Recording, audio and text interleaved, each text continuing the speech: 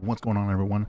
So last week in one of my QuickDraw videos, I was responding to comments and someone brought up more tech options, seeing as in QuickDraw tends to be one of the decks that you can take out the most without it impacting the deck too much. So I did tell them that I was working on it. I did do one, I believe it was last Thursday, and then I realized that the video lasted and went about 30 minutes long, and I was only talking about a handful of cards. So we're gonna try and condense this one down. I also cut down a bunch of the cards because I did test them out eventually, and needless to say, they did not work out. So without further ado, before actually we go into the video, I do gotta mention, do not forget the upcoming event this weekend, this Saturday, the 19th of August, is the Moreno Valley RBET. So I will be in attendance, as well as a bunch of other people. I believe last I heard we were getting pretty close to cap, and the cap is 140, and it is $40 for entry. You do get packs. I'll have information for you on the screen here, and if you guys haven't done so already, or if you guys want to participate in probably one of the biggest Edison tournaments of the year, I definitely do recommend that you guys go ahead and sign up and come on by. So now let's go ahead and get into the video. So here we go with the tech options. So right now in my mind, I'm thinking of, at least for some of these monsters, at least two of them, is that going into games 2, all right, going into games 2 and 3, deck devastation virus. All right, deck dev destroys QuickDraw, as well as it destroys quite a few other decks, but it really messes up QuickDraw.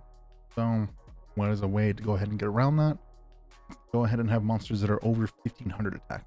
So with Botanical Line here, the way that I'm thinking of it as is that it's a 1900 beater that I can have on the side that I can go ahead and bring in. It's 16, so it gets over the cap, and I can go ahead and use it as a normal summon. The 1900 beater, it's a plant. It does really well against frogs because it can't switch positions, or not switch position, but it can't switch control. So even if they try and enemy controller it, or mind con it, or brain control it, they can't. So this is something that I'm thinking of putting into the side, maybe even into the main. Most likely in the side for games 2 and 3, just so that way I can get around deck devs if I know the opponent, if I can play against Black Wings or a few other decks that can quite possibly just make Catastrophe and then set deck dev and then tribute it on my draw phase. So this is one of the decks. The other one is Kokimaru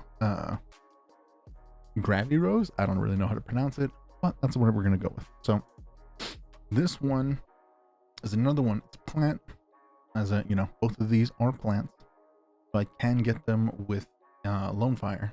But the added plus to this one is that during the standby phase of my turns, I can go ahead and pitch a level 3 or lower monster. It doesn't have to be a plant, be a monster. So I run Treeborn in my deck. Very easy way to just go ahead and get Treeborn out there on the board, and then also the deck just runs a bunch of level 3 or lower monsters. I also have the volcanic shells, so I can go ahead and like start turning my engine on. If like I'm looking for a specific card, like if I need the shells, then I can go ahead and get that in the graveyard, and then I can quick draw and we can get the whole combo going. So I think this is most likely the one that I'm going to go with and test out probably this Wednesday at my locals, just to see if it works out as well as I'm hoping. And then for the other monster, Crystal Seer, I mean, Keegan said it best in his video, to where it's just a nice way to be able to look at the top 2, see which ones you need, and then if you don't need the one that like you least need, just put it to the bottom and grab the other one.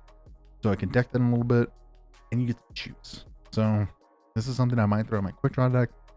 However, this is something that I'm actually thinking of throwing in my frog deck as a 1 of, and maybe even a 2 of. I don't know, because it is a water, which means I can go ahead and pitch it if I don't need it for Swamp Frog, or I can use it for many probably other reasons. But be able to look at the top 2 and then going ahead and grabbing the one you need the most seems pretty good if you do ask me. So now we're gonna come over to the spells. DD Designator.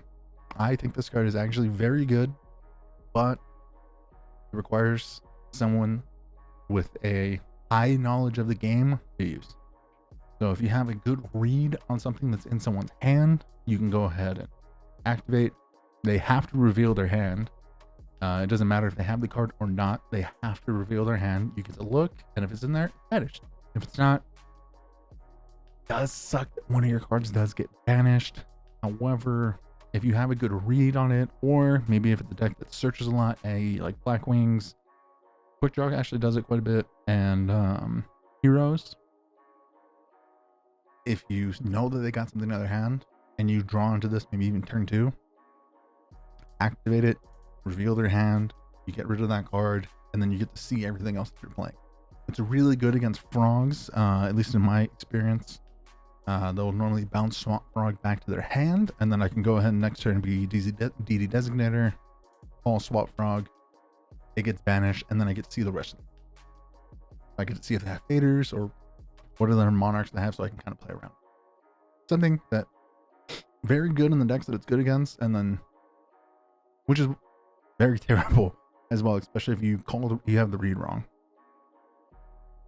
Soul Exchange, this is one that I'm possibly throwing in. I've already thrown in 2 into my side, mainly just for going second, so that way I can go ahead and get rid of some problem cards that are on their field, i.e. Cookie Meru, or even Vanity's Fiend, or some of the Christia, whatever it is. I can go ahead and tribute it from Monarch, or even QuickDraw itself, and then just go ahead and start my plays from there. Oh, Soul Release. I want to take out DD Crow, and I want to put in Soul Release. Now, hear me out. This might be a hot take. I don't think it is. But DD Crow has kind of gotten worse as the format's progressed, and there's only a handful of decks that it really does really well against. And then, like, Soul Release, when you get it, and it immediately helps. So I can go ahead and just Soul Release, hit their entire graveyard, any of the problem cards that are in there, and just get rid of them. It does suck that it's not like a quick play, you know, it's not DD Crow because I can't use it on their turn, but being able to get rid of all those problems earlier, I think possibly outweighs DD Crow's hand trap nature. So let me know in the comments what you guys feel about DD Crow. I think it's fallen off pretty hard. It's not nearly as good as it was. Still very good, just not as good. I want to like this card. I want to use this card mainly because I have an ulti, and it's a beautiful ulti. But I want to use it mainly because it is a way to just go ahead and out any special summon.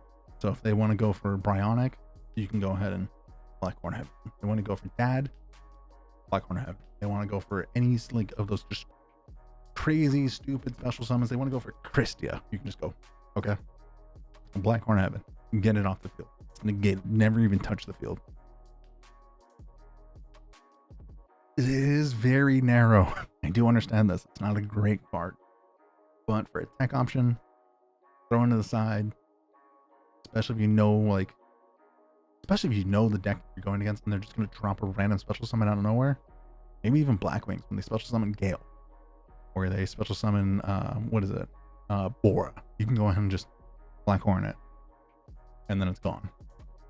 They're not gonna Sirocco pump and then hit you for a bajillion damage. Gone. So for good Goblin Housekeeping, I'm thinking of this one solely for decks that mill a bunch, as well as for decks that have cards in hand, like QuickDraw, that are very dead. Titanial. So for good Goblin Housekeeping, it's great because you can go ahead and draw one, put one at the bottom. You've got Titanial in hand. Congratulations, you just replaced that Titanial, and now your Lone Fire Blossom probably turned back online. Also, it gets better as the game goes on. If you mill one, or if you use one and you already have one engraved, you draw 2, put one at the bottom, +1. And then if you just milled, or if you milled 2, or if you've used 2 already and then you use the third one, it's Draw 3, put 1 to the bottom. It's always put 1 to the bottom. And draw 3. Turns into a pot of greed. A lot of effort, a lot of work, but I think as a tech option, pretty nice for specific deck. Now for the last card, Intercept. I like this one just because it's any tribute. It's not just for monarchs, for any tribute. So if your opponent is about to tribute summon for Vanity's Fiend, you can go ahead and activate Intercept. That Vanity's Fiend is now yours. Or if they're in a pinch and they have to like tribute summon for Sirocco, which very rarely happens, but does happen at certain points, you can go ahead and Intercept. That monster is now yours. Like in a lot of instances where like monsters are getting tributed, not even just in Frog, kind of nice to just go ahead and be like, that monster's mine now. Any synchro play that you're gonna think you're gonna make with maybe what is it, Trebons or Plague Spreader or any of those other just wacky tuners that you can just special summon out of nowhere, kind of nice. So hopefully, okay, so we've gotten this video down by 15 minutes, which is pretty fucking nice. These are so far just the tech cards that I'm currently looking at right now. The biggest one being Gravy Rose. I'm saying that right, I really do. This is the one that most likely I'm going to put in my deck, and I'm going to try it out this weekend. It might even be in my deck for the RBET this Saturday. I do not know, but in theory, this card actually looks pretty good, like pretty good, and we'll have to test it out and see. So thank you guys a bunch for checking out the video. Don't forget to like, comment, and subscribe. Please let me know down there in the comments what you guys think of these tech options. Are they good? Are they bad? Or is there anything that you're thinking that you might try yourself from this list? And yeah, I will see you guys tomorrow. I'm going to try and upload a video every single day this week. Will that happen? Most likely. Am I going to be stressed out and tired? Oh, very much so. Oh, have a good one. Love you guys.